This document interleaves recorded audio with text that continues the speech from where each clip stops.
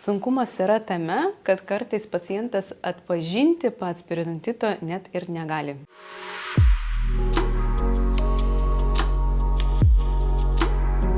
Kraujavimas arba danties paslankumas ar įsivaizduojamas pūliavimas ne visą laiką yra akivaizdžios ligos išraiškos. Periodontitas gali būti diagnozuojamas tik tais kliniškai, kai mes turime specialų instrumentą. Tas instrumentas vadinasi periodontologinis zondas ir mes su juo išzonduojame kiekvieną kišenę. Ir tada šita liniuotė mums duoda galimybę suprasti, ar turime kišenę arba ne. Periodontitas yra uždegiminė liga. Anksčiau labai daug dėmesio kreipdavome į tai, kas būtent fiziškai vyksta burnos ertmėje. Tai yra pūliavimas, bakterijų buvimas, bet iš tikrųjų pats periodontitas kaip liga yra žymiai sunkesnis procesas. Tai yra būtent sąsaja dviejų elementų. Tai yra tai, ką mes turime burnos ertmėje, bakterijas, ir pats iš savęs uždegiminis procesas tai yra būtent mūsų imuniteto reakcija į tą bakterijų krūvį. Dėl to šiais laikais visgi mes kalbame, kad periodontitas tai yra ta uždegiminė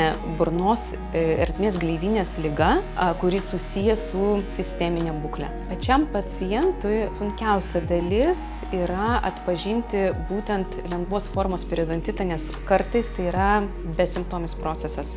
Ir tik gydytojas arba burnos higienistė gali atpažinti tą ligą, o sunkesnės formos ir kartais jau negrįžtamos pasekmės yra labai liūdnos, nes pacientas pradeda stebėti akivaizdžius pokyčius burnos ertmėje, kaip danties paslankumą, bet kuris jau būna toks nebegrįžtamas, kai turim dantį šalinti dėl šitos priežasties, arba supūliavimas, kai pakyla dantena ir tai yra gana skausmingas procesas pacientui.